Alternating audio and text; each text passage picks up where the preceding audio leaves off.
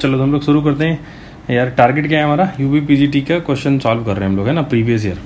तो देखो हमारा ना इसमें मैं क्या करूँगा, मैं कैसे इसको करने वाला हूँ इस प्रोजेक्ट को कि जैसे मैं एक क्वेश्चन में जैसे मान लो कुछ भी मेरे को जो थ्योरी लगेगा ना, जो भी थोड़ा सा लगे क्वेश्चन डिमांड सम थ्योरी, तो मैं थोड़ा थ्योरी भी बोलूँगा, है ना। उस क्वेश्चन तो सॉल्व 2 मिनट में कर सकता हूँ किसी भी क्वेश्चन को, कोई इशू नहीं है क्वेश्चन सॉल्व कर। सिर्फ क्वेश्चन सॉल्व को यार भरे पड़े इंटरनेट पे, आपको इंटरनेट पे कहीं पे जाओ बहुत सॉल्यूशन मिल जाएगा, बुक्स में मिल जाएगा, है ना। तो आप एक बार जरूर मेरा उसका वो एनालिसिस करना, मतलब मेरे से कंपेयर वेम्पेयर मत क्या करो, जहाँ पे बेस्ट लग रहा है वहाँ पे आप करो। बस मेरा बोलने का मतलब है कि आपका समय बचना चाहिए, है ना। मेरा अप्रोच और उनका बाकी का अप्रोच जैसे बुक्स में देख लिया, इधर देख लिया, अगर आपको थोड़ा सा भी हेल्प मिल रहा है तो ठीक है, मेरे लिए अच्छा होगा, है ना। मतलब अच्छा लगे मेरे को कि चलो मैंने जो प्रोजेक्ट किया वो मेरा सफल हुआ। अगर आपको थोड़ा सा उसमें लगे कि हाँ भाई इसमें और रिक्वायरमेंट इनको ऐसे करना चाहिए था, वो मेरे को बिल्कुल सजेस्ट करते रहना आप, है ना, उसमें कमेंट वमेंट में जो भी लिख के। और पहले तो नया है यार, तो थोड़ा सा रिक्वेस्ट क्या रहेगा कि तुम ना इसको थोड़ा जो 2-4 लोग जो तैयारी कर रहे हैं उनको बता देना है, मतलब जैसे आपको पता होगा किसी और को बता दिया, है ना। तो थोड़ा पता देगा तो थोड़ा ठीक हो जाएगा, हमारा मेहनत थोड़ा काम में आ जाएगा, है ना। वही लाइक एंड सब्सक्राइब वाला इशू ठीक है। तो अब जैसे इस क्वेश्चन में सीधा मैं बहुत ज़्यादा टाइम खराब करता भी नहीं हूँ, मैं करूँगा भी नहीं, है ना। बात का सब बहुत ज़्यादा नहीं करता मैं क्वेश्चन करते समय। हाँ, कब सब करूँगा थ्योरी के हिसाब से, मतलब क्वेश्चन अगर डिमांड करेगा तो मैं हो सकता है कि 1 मिनट के क्वेश्चन में 5 मिनट भी बोल दूँ, लेकिन पर्सनल ऐसा कोई गप वप नहीं करूँगा, है ना। और हाँ, मैं NIT नागपुर से पढ़ा हूँ, तो मतलब मैं JEE की तैयारी किया हुआ है, कोटा से पढ़ा हुआ है। तो उसमें क्या है हमारा एक बस थोड़ा सा प्रिविलेज क्या हूँ मैं कि मेरे पास ना बहुत सारे क्वेश्चन के ना ग्राफिकल मेथड होते हैं सॉल्व करने के लिए। मतलब कई बार क्वेश्चन को मैं आपको देखना मैं ग्राफ से सॉल्व कर दूंगा, या फिर कई बार मेरे पास कुछ आसान सा एक मेथड होगा जो लग जाएगा, तो वो ठीक है। मेरे गुरुजी ने मुझे जो सिखाया बस उसका कृपा है, मतलब वो मैंने जनरेट नहीं किया हुआ है। बात एकदम बकवास है कि मैंने जनरेट कर लिया, मुझे भी किसी ने सिखाया है, मैं आपको पास ऑन कर रहा हूँ, ठीक है। और मैं बस थोड़ा सा JEE करके आऊँ तो थोड़ा मेरे लिए आसान हो जाता था ये चीज़ें पास करना, ठीक है। नॉलेज पास करना ही चाहिए। तो लाइक एंड सब्सक्राइब वाला तो रहेगा, वो आपके बुद्धि पे छोड़ देता हूँ मैं, ठीक है। तो सीधा पॉइंट पे आते हैं। क्वेश्चन नंबर देखो, इसको PGT 2005 में पूछा गया है ना। और मैं यार जानबूझ के थ्योरी उतने लेवल पे जाऊँगा ना कि ताकि आपका KVS तक का क्वेश्चन हो, ठीक है, क्योंकि अपना टारगेट वही है। मतलब आप वहाँ पे बनो ना, मतलब हर आदमी चाहता है कि भाई उसको बेस्ट मिले जो चीज़ कर रहा है उसमें, आपके लिए बेस्ट तो सबसे ज़्यादा यही है KVS, ठीक है। डन। तो हमारा टारगेट क्या है इस क्वेश्चन में हमने पढ़ा, तो हमारे इसमें f(x) का उसने रेंज पूछा, मतलब इसको एक फंक्शन दिया उसका रेंज पूछा है। देखो इस क्वेश्चन में ना वो क्या पूछना चाह रहे हैं, मतलब इस क्वेश्चन से क्या थ्योरी जनरेट हो सकता है। थ्योरी ऐसा जनरेट हो सकता है कि मान लो f(x) दिया हुआ है आपके पास ना f(x) दिया हुआ है कि जैसे बोल दिया कि, है ना, f(x) हमने दे दिया और उसका रेंज बोल दिया कि A से B है, ठीक है। और वो 1/f(x) का रेंज पूछ रहा है। बस हमको ध्यान का रखना है, 3 टाइप में डिस्कस करूंगा। फर्स्ट टाइप डिस्कस कर रहा हूं कि जब A और B ग्रेटर देन 0, मतलब दोनों जो पॉजिटिव हो, मतलब वो जो फंसा हुआ है ना f(x), वो 2 पॉजिटिव नंबर के बीच में फंसा हुआ है, तो f(x) का रेंज क्या होगा। तो तुम पहले खुद से ही एक क्वेश्चन दिमाग में ले आओ कि अपॉन डायरेक्टली नहीं क्या करेंगे नहीं करेंगे, जैसे ऐसे लिख लो आप एक बार कि वो 2 कोई फंक्शन है 2 और 4 के बीच में है, मतलब किसी फंक्शन की जो f(x) की जो वैल्यू है वो मिनिमम 2 है और मैक्सिमम 4, यही रेंज होता है मैक्सिमम वैल्यू और मिनिमम वैल्यू, ठीक है। तो 1/f(x) क्या होना चाहिए, तो कॉमन सेंस क्या बोल रहा है कि मान लो तुमने यहीं पे उल्टा कर दिया कि यहाँ पे कर दिया 1/2 और यहाँ पे कर दिया 1/4, तो देखो गलत क्या हो गया यार। किसी भी एंगल से 1/4 तुम खुद से सोचो, याद करना है नहीं, 1/4 छोटा होगा क्या 1/2 से, नहीं ना भाई। 1/2 की वैल्यू क्या रही है 0.5 और 1/4 की वैल्यू क्या रही है 0.25, तो यानी ऐसे तो नहीं होगा, ठीक है। तो कुछ मत करो, याद नहीं रखना है, बस इसको उल्टा लिख दो आप, ठीक है। रिवर्स तो करना, बस उसके साथ क्या कर देना आप उल्टा लिख देना, मतलब इधर 1/4 कर देना ये वाला नंबर, क्योंकि ये बड़ा होगा ना तो आप रेसिप्रोकल में जाने के बाद एक नंबर क्या बन जाएगा B क्या बन जाएगा 1/B छोटा बन जाएगा। ऐसे भी सोच लो ना कि B A से बड़ा है तो इसका रेसिप्रोकल 1/B जो होगा वो 1/A से छोटा होगा ना, तो कौन आगे आना चाहिए, ठीक, यही टारगेट है हमारा। तो यहाँ पे अगर मान लो जैसे यहाँ पे पहले लिख लेते हैं अपन, अभी नहीं अगर चीज़ समझ में आ रहा तो 1-2 मिनट और कंसंट्रेशन से सुनो। 1/4 यहाँ पे लिख दिया और 1/2 यहाँ पे लिख दिया, डन। यानी 4 को इधर कर दिया और 2 को इधर कर दिया। तो थ्योरी हमने यहाँ पे लिखना होगा तो क्या लिख देंगे, यहाँ पे ऐसे कर देंगे, ठीक है। लॉजिक हमने दे दिया यहाँ पे, और एक और लॉजिक दे दिया, जो आपको ठीक लगे समझ में आए वो जल्दी अडॉप्ट कर लो, पहली बात। दूसरी बात क्या हो गई तो 1/f(x) का रेंज आ गया। दूसरी बात क्या होगी, दूसरी कंडीशन हमने क्या मैं डिस्कस कर रहा हूँ इसमें कि अगर a और b दोनों ही के दोनों क्या हो जाए, निगेटिव हो जाए, तो मैं एक काउंटर एग्जांपल लेता हूँ, सबसे आसान तरीका मेथड दूसरा वाला। तो एक जैसे ऐसे बोला कि भाई -4 ही ले लो, चलो माइनस हमने बोला कि -4 से f(x) की जो वैल्यू है बड़ी है और -2 से छोटी है, ये बात ठीक है, हमने लिख दिया ऐसे भाई, डन। तो तुम खुद से सोचो यार, अगर फिर से तुमने 1/f(x) नीचे में अगर मान लो यहाँ पे लिख दिया -1/4 और यहाँ पे लिख दिया 1/-2, तो खुद से सोच के देखो ना एक बार कि एक बार आप इसको देखो जरा ध्यान से करके, इसकी वैल्यू क्या आ रही है, -0.25 और इसकी वैल्यू क्या आ रही है, -0.5। तो -0.5 बड़ा होगा कि -0.25 बड़ा होगा, आप खुद से सोच के देखो, मतलब कौन बड़ा है, बड़ा तो ये है ना, -0.025। अरे यार नहीं समझ में आ रहा तो देखो, इधर नंबर प्लॉट पे करोगे तो इधर आएगा ना भाई, माइनस वाला चीज, ठीक है, माइनस तो वो प्लस में थोड़े ना है, तो क्या कर दोगे यहाँ पे भी वही चीज हो जाएगा, ये 4 इधर नहीं आएगा, -4 यहाँ पे क्या आ जाएगा, -2 और यहाँ पे क्या आ जाएगा, -4। तो थ्योरी फिर से हमारा क्या हो जाएगा, यही, ठीक है। तो यानी क्या है, f(x) का रेंज a से b के बीच में फंसा हुआ और ab क्या है, निगेटिव नंबर है, तो हमारा रेंज ऐसे। देखो याद मत करना, मैं बार बार इस चीज को लिख रहा हूँ, इस चीज को लिखने से अपने आप समझ में आ जाएगा आपको, ठीक है। अब तीसरी बात क्या बचा कि यार एक बार ना बी पे कैसा कंडीशन लगा देता हूँ मैं, आप देखो जरा ध्यान से, बी पे क्या कंडीशन लगाने जा रहा हूँ मैं, सॉरी ए और बी पे, कि भाई ए जो है ना ये तो निगेटिव है और बी जो है पॉजिटिव है, ठीक है, डन। ए निगेटिव बोल दिया और बी हमने क्या बोल दिया, पॉजिटिव बोल दिया। तो अगर अब क्या करोगे, आप ऐसा कर लो कि अच्छा एक चीज़ और मैं बोल दूँ, देखो बहुत ज़्यादा टाइम है नहीं कि मैं इसी क्वेश्चन में पूरा थ्योरी पता चला मैं पूरा सारा थ्योरी बताने लग गया। 1/0 में बाद में बोलूँगा, 0 से जस्ट बड़ा तो उसकी वैल्यू होती है इन्फिनिटी, और 1/0 का बोलने का मतलब 0 से जस्ट छोटा उसकी वैल्यू होती है -इन्फिनिटी। बस इतना मैं बोल रहा हूँ, वो क्यों बोल रहा हूँ वो पता नहीं आपको समझ में आएगा कि नहीं आएगा, देखते हैं एक बार ट्राई करके। तो जैसे मैं बोला कि अगर ना मान लो ऐसे लिखा हुआ कि -3 से f(x) और 4 है, तो देखो अब जरा ध्यान से देखो भाई, वो f(x) ऐसा बीच में भी है ना जहाँ पे 0 भी तो है, आप ऐसे समझो बीच में कहीं ना कहीं वो 0 वैल्यू भी फंस रही है ना, तो वहाँ पे तो वो डिफाइन होगा नहीं। तो एक बार 0 से जस्ट पहले आएगा तो 0 माइनस, वहाँ पे हो जाएगा -इन्फिनिटी, और एक बार 0 से जस्ट बाद आएगा तो वहाँ पे बोलेंगे 0 प्लस, तो उसको बोल देंगे इन्फिनिटी। बस इतना ध्यान रखना है, ठीक है। तो उसी के कारण जो थ्योरी हमारा f(x) जो जनरेट हो रहा है उसमें इस बार क्या हो जा रहा है, कैसे जनरेट कि 1/f(x) जो होगा वो उसका रेंज हो जाएगा इस बार -इन्फिनिटी से -1/3 यूनियन 1/4 से इन्फिनिटी। इन्फिनिटी क्यों आ गया, क्योंकि बीच में देखो एक ना 0 उत्पन्न हो रहा है, तो 0 पे तो f(x) डिफाइन 1/f कोई चीज डिफाइन होता नहीं है ना, तो बस उसका अप्रोचिंग वैल्यू क्या हो जाता है 1 0 माइनस जब होगा तो वो -इन्फिनिटी होगा, और 1/0 प्लस रहेगा तो वो इन्फिनिटी हो जाएगा, ठीक है। बस वहां से लॉजिक है। तो अगर मैं बोलना चाहूँ कि अगर ऐसा है और ऐसा है आपके पास, तो 1/f(x) जो बिलोंग करेगा, यानी 1/f(x) का जो रेंज आएगा वो -इन्फिनिटी से 1/a यूनियन 1/b से इन्फिनिटी रहेगा। ये हमारा तीसरा केस है, ठीक है। अब तीनों चीज को ना कंपाइल करके मैंने लिख दिया है, जिसके मैं PDF डाल दूंगा, आप डाउनलोड कर लेना, ठीक है। मैंने जानबूझ के पहले एक एग्जाम्पल लिया है, फिर उसको मैंने थ्योरी में लिख दिया है, ठीक है। मैंने फिर से एक एग्जाम्पल लिया है, फिर उधर उसको थ्योरी में लिख दिया है, डन। मैंने इधर जैसे यहाँ पे देखो मैंने उसको क्या किया है, पहले थ्योरी लिखा है, मतलब एग्जाम्पल लिया है, ठीक है। तो उसका आंसर ऐसा है, फिर उसको हमने इतना दूर में थ्योरी में लिख दिया, डन, ठीक है। तब हम लोग क्वेश्चन पे आते हैं। तो क्वेश्चन हमारा क्या बोल रहा था, जो जी हमने डिस्कस किया उसको हमने ठीक ठाक से अच्छे से ढंग से लिख दिया है। तो क्वेश्चन हमारा क्या बोल रहा है कि भाई सबसे पहले हमारा टारगेट क्या होना चाहिए, सबसे पहले जो नीचे में जो फंक्शन है ना उसके रेंज निकाल दो क्वेश्चन में। कि मैं देखो क्वेश्चन बहुत आसान था, मतलब बहुत 2 मिनट में हो सकता था, लेकिन मैं जानबूझ कैसे कर, जैसे क्या था 2 - जैसे नीचे का फंक्शन मैंने लिखा तो sin3x जो हमने थ्योरी पढ़ा। अब इसका रेंज मैंने लिख रहा हूँ, जरा ध्यान से देखो। तो सबसे पहले मेरा क्या अप्रोच होना चाहिए जो जैसे एकदम बिल्कुल गलत नहीं होगा कि sin3x की मैक्सिमम।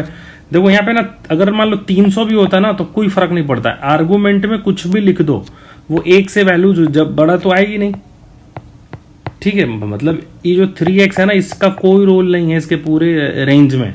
यहाँ पे 8 लिख दो, यहाँ पे x/2 लिख दो, यहाँ पे 300x लिख दो, कोई फर्क नहीं पड़ेगा, ठीक है। तो उसका रेंज ऐसे होगा। और यहाँ पे एक थ्योरी और बोल रहा हूँ, एक कॉन्सेप्ट और बोल रहा हूँ कि जैसे इनइक्वलिटी के साइन में जब माइनस से मल्टीप्लीकेशन करोगे तो इनइक्वलिटी का साइन क्या हो जाता है, रिवर्स हो जाता है। इनइक्वलिटी का साइन क्या हो जाता है, चेंज हो जाता है। तो मल्टीप्लाई, अच्छा मल्टीप्लाई क्वेश्चन में क्यों बोल रहा है, क्योंकि यहाँ पे जरा ध्यान से देखो ना, माइनस वो पूछ रहा है तुमसे और तुम्हारा यहाँ पे भी क्या जनरेट हुआ है, sin3x जनरेट हुआ है। तो माइनस से मल्टीप्लाई किया तो क्या हो गया, ये 1 बन गया और इनइक्वलिटी का साइन पलट गया और इधर क्या हो गया कि माइनस का साइन 3x और इधर इनइक्वलिटी का साइन पलट गया और इधर आ गया -1। अब 2 को इसमें ऐड कर दो आप। अब 2 को आपने ऐड कर दिया तो क्या हो गया 2 + 1 और इधर किया तो क्या हो गया 2 - sin 3x और ये हमारा क्या हो गया 2 - 1। अब इसको थोड़ा ठीक से लिखो, देखो इसमें ना लेस देन वाला साइन पहले लिखा हुआ है तो मैं बस इसको पलट दूंगा, इसको पहले लिख दूंगा थोड़ा ठीक लगने के लिए। तो इसको क्या लिख दिया, 2 में से 1 गया तो 1 है ना, 2 - sin 3x लेस देन 3। अब हमारा थ्योरी क्या बोल रहा था भाई, देखो अब हम A1 भी पॉजिटिव 3 भी पॉजिटिव है ना, तो इसका उल्टा का रेंज क्या होना चाहिए, यानी 1/2 - sin 3x का रेंज क्या होना चाहिए बताओ। उल्टा लिख दो, 1/3 इधर और इधर 1, 1/1 करोगे तो 1 ही आएगा। यानी क्या रेंज आ गया 1/3 से लेके 1 तक। अब ऑप्शन पढ़ो, ऑप्शन कौन सा है, बी है ना, हमारा ही है ना भाई, डन। ये हमारा ऑप्शन हो गया बी, ठीक है। तो इसमें 2 चीज़ था, एक तो ये थ्योरी था और एक क्या हमने सीखा, इनइक्वलिटी का साइन में जब भी हम मल्टीप्लिकेशन करेंगे तो साइन क्या हो जाएगा, रिवर्स हो जाएगा। तो हमारे पास क्या है क्वेश्चन नंबर 2। तो क्वेश्चन नंबर 2 में हमने क्या देख रहे हैं कि क्या देखो कि लिमिट x टेंस टू 0 और tan x upon x 1/x²।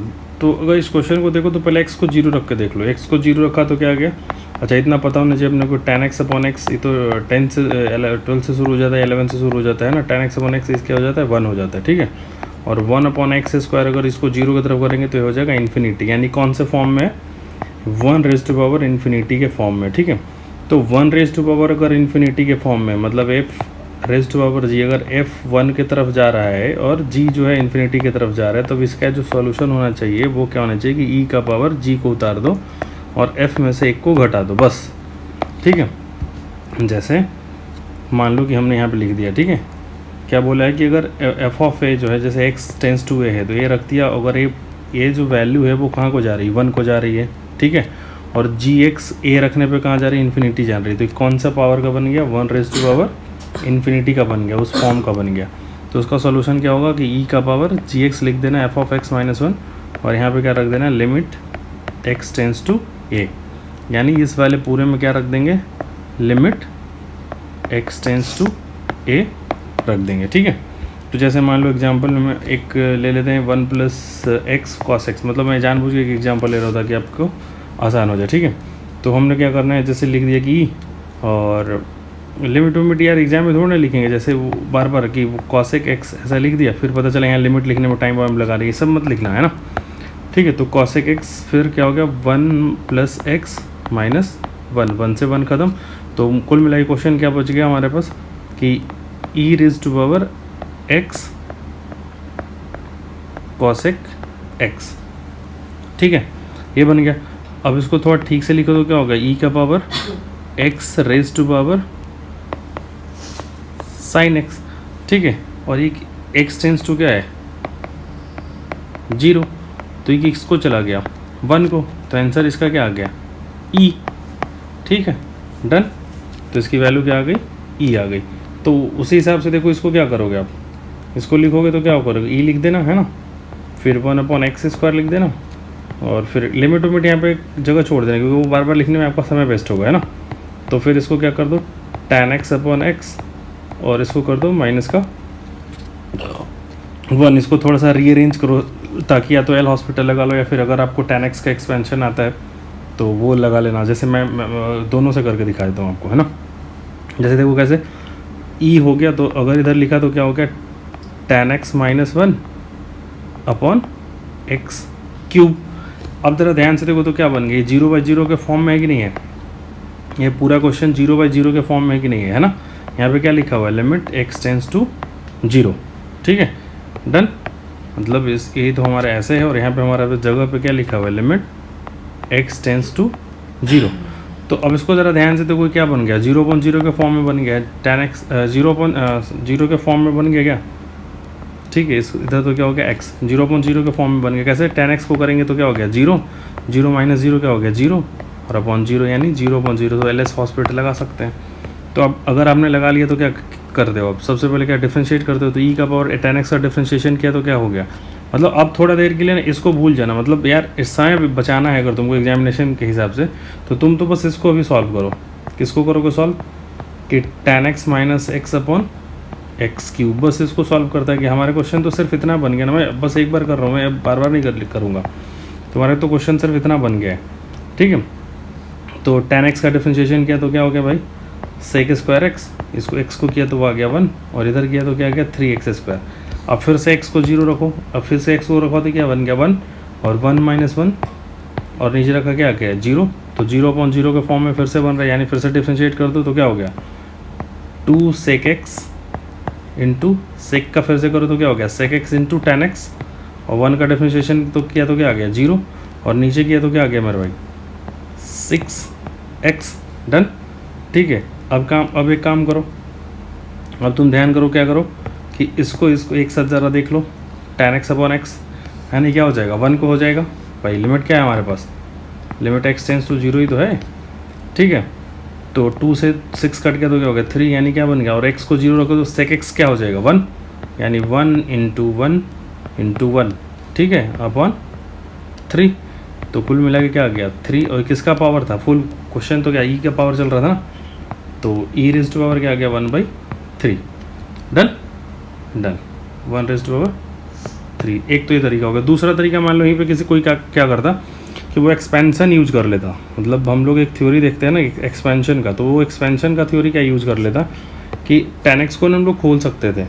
ठीक है, tan x को खोलते तो कैसे लिख लेते, tan x को जानते हो वो टेलर और मैक्लोरिन सीरीज लगा के अगर खोल लोगे आप तो tan x को कैसे लिख सकते थे, आप कैसे लिख सकते थे, क्या होता था x plus x cube upon 3 dot dot. आगे क्यों नहीं लिखा, आगे इसलिए नहीं लिखा क्योंकि हमारे नीचे ही x का पावर रेज़ टू पावर 3 है। अगर मैं ऐसा बोल रहा हूँ, अगर किसी को नहीं समझ में आ रहा है तो आप ऐसे समझो भाई, tan x को खोल सकते थे ना आप मैक्लोरियम सीरीज लगा के, है ना, या फिर टेलर जो देखो उसमें x को 0 रख दो तो उसको मैक्लोरियम बोल देते थे। तो tan x को क्या लिख सकते थे आप, x plus x cube upon 3। सब तो पता ही होना चाहिए अगर भाई मान लो इस तरह के एग्जाम दे रहे हो आप, 2/15 मतलब 3 टर्म याद रखो तो चल जाएगा, इसके आगे याद मत रखना। ठीक है, तो इससे क्या होगा, देखो इतना करने का जरूरत नहीं पड़ता एग्जामिनेशन में। अगर तुमको ये याद होता तो 2 मिनट में वहीं पे सॉल्व हो जाता डॉट डॉट इससे। अच्छा, तुम बोलो कि यहाँ पे आपने x रेज़ टू पावर 5 क्यों नहीं लिखा, क्योंकि हम लोग ना जब भी इस तरह का क्वेश्चन होता है तो नीचे देखते हैं।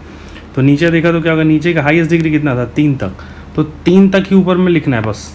ठीक है, अगर डिग्री मान लो अगर नीचे की 5 होती तब इसको भी लिख देता। अगर मान लो नीचे की डिग्री सिर्फ x होती तो सिर्फ x ही लिखता। ठीक बात, ठीक बात। तो इधर क्या हो गया माइनस का x पहले से मौजूद था और नीचे क्या था हमारे पास भाई x का क्यूब, x से x हो गया कैंसिल और इधर क्या बच गया x cube upon 3 divided by x cube से x क्यूब यहाँ से क्या आ गया 1/3, है ना। और ये किसका पावर चढ़ना था भाई, e का पावर 1/3 इज द आंसर।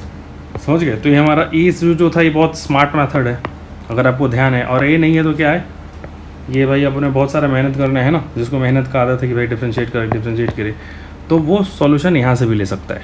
ठीक है, डन। बाकी अगर लिमिट कभी इच्छा हो पढ़ाना अगर मेरे को मिलेगा तो बता देंगे। ठीक, डन। तो अब आते हैं क्वेश्चन नंबर 3 पे। क्वेश्चन नंबर 3 देखो तो क्या है, x टेंस टू इन्फिनिटी ऐसा ऐसा करके पूछा हुआ उन्होंने। अच्छा बोल रहे कि इसकी लिमिट, अच्छा इस जो क्वेश्चन है इसका लिमिट आ गया है 0, मतलब वो लिमिट एग्जिस्ट करा रहे हैं, फिर बोल रहे हैं कि then the value of a and b are, a और बी की वैल्यू वो पूछ रहे हैं, ठीक है। यहाँ देख लो, तो अगर आप ध्यान करो ना, अगर आपका प्रैक्टिस है X raise to power infinity, मतलब मैं क्या सिखाने जा रहा हूँ, 1 मिनट अभी बोलूँगा भाई, कि एक तो पॉलिनोमियल अपॉन अगर पॉलिनोमियल दिख जाए और limit x tends to infinity दिख जाए, ठीक है, तो तुम क्या काम करो कि ऊपर में पॉलिनोमियल का जो भी हाईएस्ट डिग्री का है ना उसको ऊपर लिख दो, बस बाकी को भूल जाओ, और नीचे में जो हाईएस्ट डिग्री का उसको लिखो, बाकी को भूल जाओ, ठीक है। एक एग्जांपल से समझाता हूँ मैं आपको। यहाँ पे देखो, जैसे 4 एग्जांपल ले लेता हूँ मैं जानबूझ के, मैंने बोला ही था कि मैं अगर मेरे को लगेगा तो एग्जांपल लेना होगा तो लेगा। बाकी आपका जो ट्रेडिशनल मेथड है वो क्या है, वो लोग आपको क्या सिखाते होंगे कि भाई जो हाईएस्ट डिग्री है एक्स रेज़ टू पावर 4 से ऊपर में पूरे में डिवीजन करो, फिर नीचे में डिवीजन करो, है ना, फिर एक्स को 1/x को क्या कर दो, वाई मान लो, फिर वाई को 0 पुट कर दो, तो उससे सॉल्यूशन। मैंने क्या बोला आपको, कुछ नहीं करना है, हाईएस्ट डिग्री ऊपर में पॉलिनोमियल अपॉन पॉलिनोमियल के लिए बोल रहा हूँ। तो कौन सा हाईएस्ट डिग्री कौन सा दिख रहा है ऊपर में, ऊपर में हाईएस्ट डिग्री क्या दिख रहा है, एक्स रेज़ टू पावर 4, ठीक है, तो बस उसको लिखो, बाकी को भूल जाओ, 5x रेज़ टू पावर 4। और नीचे में हाईएस्ट डिग्री कौन सा दिख रहा है, एक्स रेज़ टू पावर 4, अगर उसको एग्जिस्ट करना है तब, तो x raise to power x raise to power 4 cancel, और इसका सीधा आंसर क्या लिख दो, 5/7। डन। अब जैसे क्वेश्चन नंबर इसमें भी देखो, एक बार मैं एक एग्जांपल और लेता हूँ। इसमें देखो एक्स टेंस टू इन्फिनिटी है और पॉलिनोमियल अपॉन पॉलिनोमियल के फॉर्म में, तो ऊपर में हाईएस्ट डिग्री क्या दिख रहा है मेरे को, एक्स रेज़ टू पावर 7, तो बाकी को sorry x raise to power 9, तो बाकी को भूल जाएंगे, तो क्या लिख दिया 2x रेज़ टू पावर 9, और नीचे में क्या दिख रहा था 3x रेज़ टू पावर 9, तो x raise to power x9 cancel और 2/3 इज द आंसर, ठीक है। बाकी नॉर्मल प्रोसेस क्या है कि x रेज़ टू पावर 9 में मतलब वो बहुत लंबा हो जाता है यार, मतलब वो पूरा एक पेज खा जाएगा। x रेज़ टू पावर 9 से डिवीजन किया, ऊपर किया, फिर नीचे किया, फिर x raise to power 1/x को क्या मान लिया, इन्फिनिटी y मान लिया, फिर y को 0 पुट कर दिया, है ना। तो ऐसे कर सकते हो। अब जैसे मान लो इस केस में ऐसे देखो, मान लो ऐसा भी तो हो सकता है, जैसे इस केस में ऊपर में हाईएस्ट क्या दिख रहा था, पॉलिनोमियल अपॉन पॉलिनोमियल है, हाँ है, ऊपर में हाईएस्ट डिग्री क्या दिख रहा था 7x3, और नीचे में क्या दिख रहा था भाई, देखो जरा ध्यान से, -7x रेज़ टू पावर 4। अब क्या हो गया जरा ध्यान से देखो, -1/x, ठीक है। अब x को इन्फिनिटी रखोगे तो क्या आएगा इसकी वैल्यू 0, समझ रहे हो ना। इसमें क्या रख दो, limit x tends to infinity, तो 1/∞ क्या हो गया 0, करेक्ट, डन। अब इसमें देखो इस केस में ऐसा भी हो सकता था, मतलब इसमें क्या हुआ, यहाँ पे देखो ऊपर में 9 डिग्री का था, यहाँ पे 9 डिग्री, तब तो एक फाइनाइट नंबर, मतलब ऐसे नंबर मिल रहा है तुमको, ठीक है। फिर अगर मान लो अगर ऊपर की डिग्री कम हो और नीचे की डिग्री ज़्यादा हो, तो हमेशा आंसर क्या आएगा, 0 आएगा, बिना सॉल्व किए हमेशा आंसर क्या आएगा 0, डन। तो अब इसको जरा ध्यान से देखो, इस क्वेश्चन में जरा ध्यान से देखो, ऊपर में हाईएस्ट डिग्री क्या है, एक्स रेज़ टू पावर 4, यानी 7x रेज़ टू पावर 4 लिख लिया। नीचे में हाईएस्ट क्या था, x3। अगर इस केस में ऊपर में हाईएस्ट डिग्री इतना हो जाए, नीचे में एक कम हो जाए, मतलब नीचे वाली डिग्री हमेशा क्या हो जाए, इससे कम हो, तो उस केस में हमेशा क्या आएगा, नॉट डिफाइन, ठीक है, मतलब एग्जिस्ट नहीं करेगा, नॉट डिफाइन, ठीक है। ये 4 केस पॉसिबल था, मैंने कर दिया, ठीक है। एक लाइन में हो गया ना यार, मतलब एक क्वेश्चन हो सकता है एग्जाम में पूछ ले, तो वहाँ पे देख लेना, 1 मिनट में कर लेना आप, ठीक, कोई दिक्कत इसमें नहीं होनी चाहिए। अब जैसे ही दिमाग लगा के इस क्वेश्चन को करेंगे, अब इसको थोड़ा सा ठीक से लिखो। अब तो क्या था, हमारे पास क्वेश्चन क्या है, x² + 1/x+1, हमने पूरे x+1 को एलसीएम ले लिया, तो इधर क्या बन गया -ax, और यहाँ किया तो क्या गया मेरे भाई x+1, और इसको थोड़ा और लिखा तो क्या गया -bx+1, और यहाँ पे क्या था, limit x tends to infinity. उन्होंने बोला हुआ है कि भाई उसकी डिफाइन है, मतलब 0 ही है। एक बात तो उन्होंने बोल दिया कि हाँ आएगी लिमिट, और वो वैल्यू जो आएगी वो 0 आएगी, तो लिमिट तो इसका एग्जिस्ट कर रहा है, इसका मतलब है ना। तो सबसे पहले तो थोड़ा सा ठीक से लिखो तो क्या आ गया, एक और ऊपर में खोल लो तो x² + 1, और माइनस का क्या दिख रहा है ax², और माइनस का क्या लिख रहा है ax, और इधर क्या हो गया माइनस का bx, और इधर क्या हो गया माइनस का b, और नीचे में क्या आ गया मेरे भाई x+1, और यहाँ पे क्या है limit x tends to infinite. अब तुमने क्या कर दिया कि x² को ले लो कॉमन, तो x² को कॉमन लिया तो 1 - a हो गया, ठीक है। और फिर इधर क्या कर दिया, प्लस x को कॉमन ले लिया तो क्या बच गया -a - b इधर हो गया, ठीक है। और इधर किया तो क्या हो गया 1 - b/x, और उन्होंने x+1, और इसका वैल्यू क्या बोला हुआ उन्होंने कि भाई इसकी वैल्यू जो होगी, लिमिटिंग वैल्यू क्या हो रही है, वो x टेंस टू इन्फिनिटी रखने पे क्या हो रही है, वो 0। तो तुमको अभी हमने बताया कि भाई वो 0 तो कब हो रहा है, अगर मान लो इसकी अगर ये 0 नहीं हुआ ये वाला पार्ट, क्योंकि ऊपर में हाईएस्ट डिग्री क्या दिख रहा है तुमको, देखो ध्यान से, ऊपर में हाईएस्ट डिग्री क्या दिख रहा है, ये दिख रहा है ना।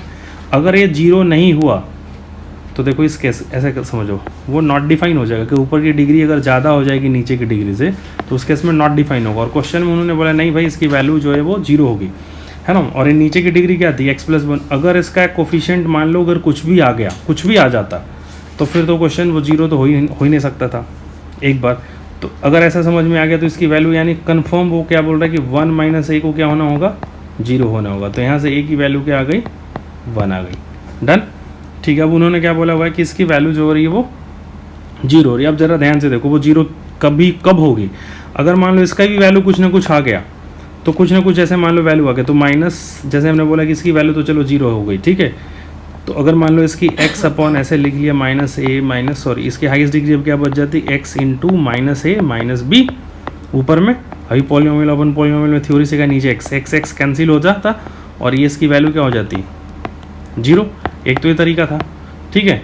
तो अगर ऐसा हो जाता तो फिर a की वैल्यू क्या हो जाती -b के बराबर। एक तो ऐसे मेथड हो गया, ठीक है। दूसरा ऐसे सोच लो आप कि अगर एक काम करो कि भाई इसके कोफिशिएंट को 0 बना दो। वो इसलिए हम ऐसा सोच रहे हैं क्योंकि अगर इसको 0 बना दी, क्योंकि इसकी वैल्यू क्या आ रही थी, यहाँ पे ज़रा ध्यान से देखो, वैल्यू एग्जिस्ट कर रही है ना, वो 0 आ रही है। तो वो तो 0 तब भी आ जाता है, इसकी वैल्यू मान लो क्या हो जाती है अगर इस कोफिशिएंट को हमने 0 बना लिया होता। एक तो हमने मेथड बता दिया, फिर दूसरा बता रहा हूँ, अगर इसकी वैल्यू हमने क्या बोल दिया 0 बोल दिया, तो हमारे पास क्वेश्चन सिर्फ क्या बन जाता, यही बन जाता 1 - b/x + 1। Done.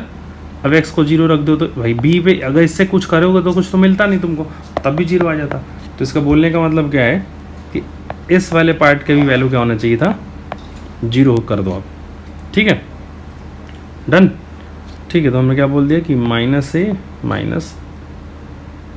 - b should be 0, यानी फिर a बराबर जो है क्या है -b। So this implies b बराबर क्या है -1, ठीक है। डन। सो a की वैल्यू क्या आ गई 1 और b की वैल्यू क्या आ गई -1। तो कौन सा ऑप्शन, ये कॉन्सेप्ट का यूज किया। फिर से एक बार रिवीजन कर रहा हूँ भाई, x रेजिस्टेंस टू इन्फिनिटी था, उसके लिए मैंने पहले 4 क्वेश्चन आपको इधर से ऐसे बताया, ठीक है, लॉजिक देके, ठीक। तो हमने इसमें क्या बोला आपको कि भाई अगर मान लो अगर इसका कोफिशिएंट 0 नहीं होता तो फिर वो डिफाइन ही नहीं होता। क्यों? क्योंकि उसमें बाकी सबको हम नेग्लेक्ट करते, सिर्फ इसको रखते तो और नीचे में सिर्फ x रखते। तो समझ रहे हो ना आप क्या हो जाता, कौन सा वाला केस बन जाता, ये वाला केस बन जाता। मतलब डिग्री ऊपर में ज़्यादा नीचे में कम, तो नॉट डिफाइन। वो तो होना नहीं है। क्यों? क्योंकि उन्होंने पहले से बोल रखा है कि इसकी वैल्यू क्या होगी 0। तो इसके कोफिशिएंट को 100% क्या होना होगा, 0 होना होगा। और इसमें लॉजिक क्या था, हमने क्या लगाया, एक तो लगाया कि मान लो भाई तुमने ऐसे लगा लिया कि चलो इसके लिमिट तो एग्जिस्ट कर रहा है ना, वो क्या हो रहा है हमको नहीं पता है, लिमिट एग्जिस्ट कर रहा है। तो तुम तो एक तरीका ऐसे कर लेते कि x/- a - b x को हो जाता तुम्हारा कैंसिल और इसकी वैल्यू क्या आ जाती 0। तो वहाँ से एक बराबर क्या मिल जाता -b। एक तो ये तरीका। दूसरा क्या बोला कि अगर तुम ऐसे सोच लो कि भाई इसकी वैल्यू भी अगर 0 हो जाती तब भी इसकी वैल्यू 0 होना था। क्यों? क्योंकि इसकी वैल्यू अगर 0 होती तो सिर्फ हमारे पास क्वेश्चन क्या बच जाता, सिर्फ इतना पार्ट बच जाता। और फिर जब तुम x को 0 रख देते, x को इन्फिनिटी रख देते, तो वैल्यू फिर 0 आ जाती ना। ऊपर में b कुछ भी रहे उसे कोई तो फ़र्क नहीं पड़ता, b या 1 - b की वैल्यू कुछ भी रहती तो हमको फ़र्क नहीं पड़ता, ठीक है। क्योंकि भाई 1/∞ कुछ भी रखो तो क्या आना है 0, और x इन्फिनिटी +1 छोड़ दे तब भी इन्फिनिटी ही होता। ये बात समझ में आ गई। तो इसके कोफिशिएंट को भी क्या हो गया था 1 0, ऐसे भी सोच सकते थे, ठीक है, दो तरीके से। तो ये हो गया। चलो, तो हमारे पास क्या है क्वेश्चन नंबर 4। क्वेश्चन नंबर 4 में डिस्कस करना है कॉन्टिन्यूटी, है ना। मतलब कोई फंक्शन दिया हुआ और 2 पे वो पूछ रहे कि कॉन्टिन्यूस है डिसकॉन्टिन्यूस है, कि लिमिट एग्जिस्ट कर रहा है कि नहीं है। तो चेक कर लेते हैं ना।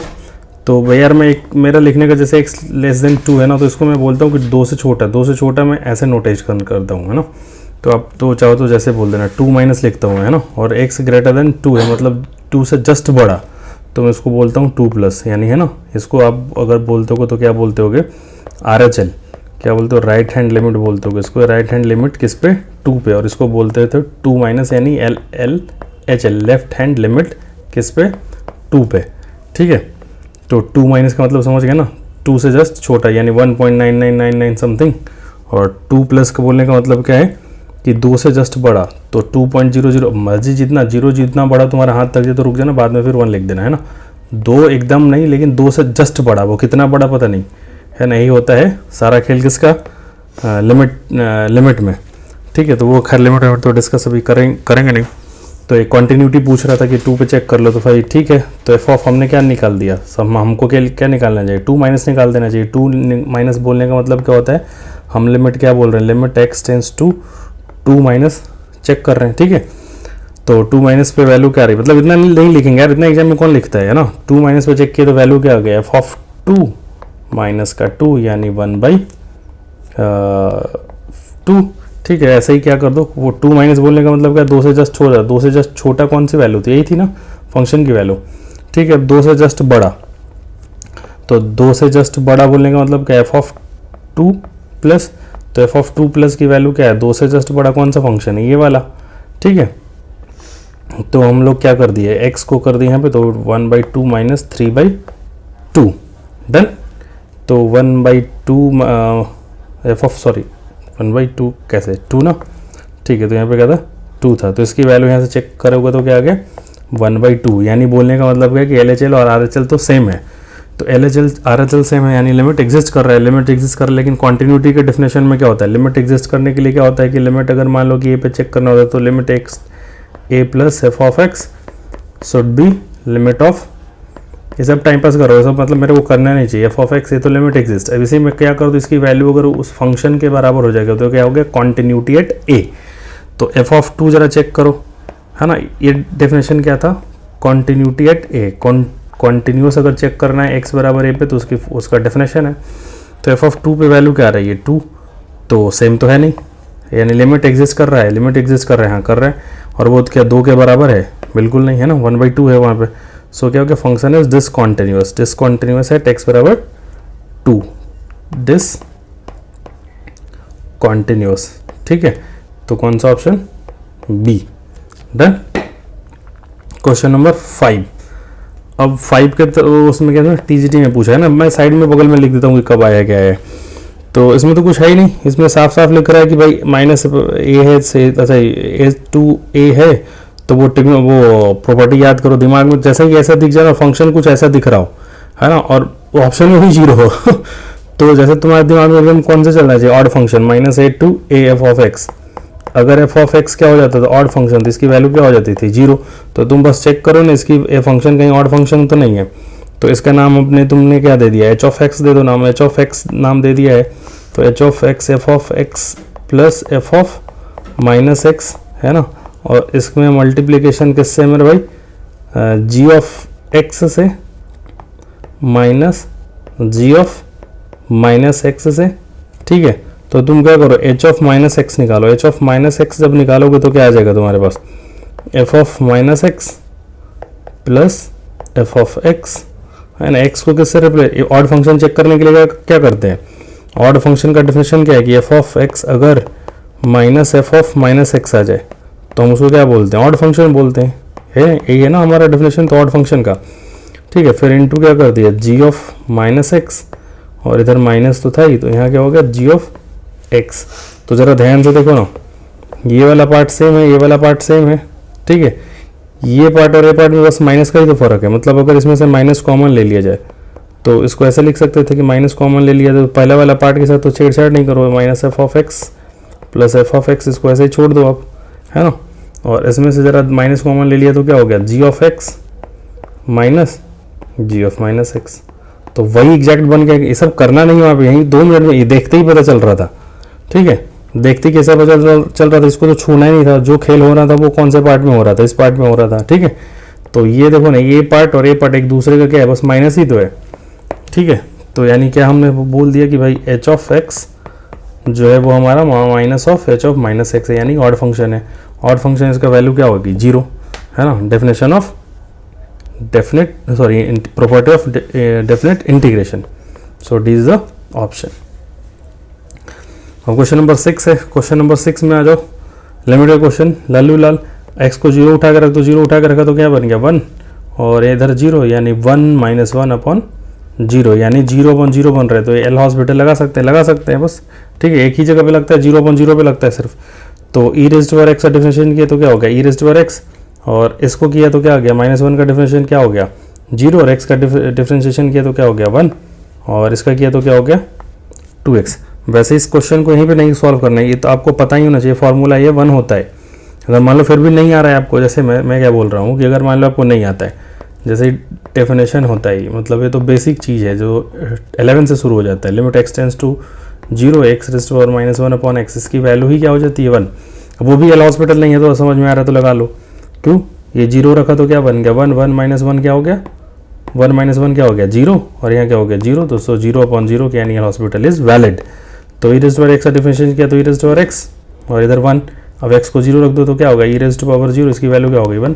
तो इतना नहीं करना है यार, है ना, जो मैं कर रहा हूँ, है ना, आपको इतना ध्यान रखना पड़ेगा। तो यही ध्यान रखा तो फिर इसका वैल्यू क्या हो गई 1, तो सीधा ही बोल देते 1/2 आंसर हो गया इसका, है ना, मतलब यहीं पे बोल देते 1/2, करना ही नहीं पता। मान लो नहीं आ रहा है वहाँ पे एग्जाम में, नहीं क्लिक हो रहा है कि ऐसे करना है, तो फिर से क्या किया तुमने 0 रखा, क्यों, क्योंकि क्वेश्चन में क्या है, अभी सब लिखने में टाइम वेस्ट मत करना है। कोई थ्योरी तो मेरे को एग्जाम में वो स्टेप मार्किंग तो है नहीं कि जो मैं यहाँ पे बार बार लिख रहा हूँ, ठीक है।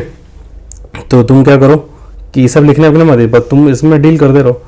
तो x का क्या हमने बोल दिया कि भाई 0 रखा तो क्या हो गया 1, 1 माइनस 1, फिर से क्या हो गया 2 इंटू 0 0, यानी 0/0 के फॉर्म में बन रहा है। तो फिर से एक बार डिफरेंशिएट करोगे तो ऊपर में क्या बन गया e टू x, 1 का डिफरेंशिएशन 0, 2x का क्या हो गया 2, और x को फिर से क्या रख दो 0, तो 1/2, है ना। वैसे इतना नहीं करना, ये स्टेप का ज़रूरत नहीं था करने का। अगर आपको ये पता है दिमाग में पहले से तो आप यहीं से बोल सकते हो 1/2, ठीक है। सो इसका b is the option. Question number आ जाओ 7, है ना। 7 में देखो कितना, वो कई लोग इसका रेंज निकालने लग जाएंगे, है ना। अब मैं इसका रेंज नहीं निकालूंगा, ठीक है।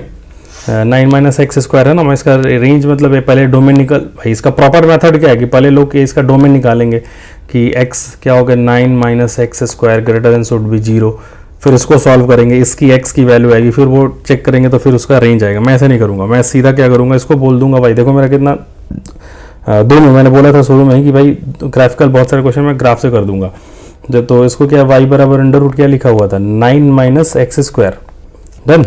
तो इसको तुम स्क्वायरिंग ऑन बोथ साइड कर दो तो तुमको सर्किल वाला फीलिंग आ रहा होगा, y square plus x square बराबर 9, ठीक है, डन।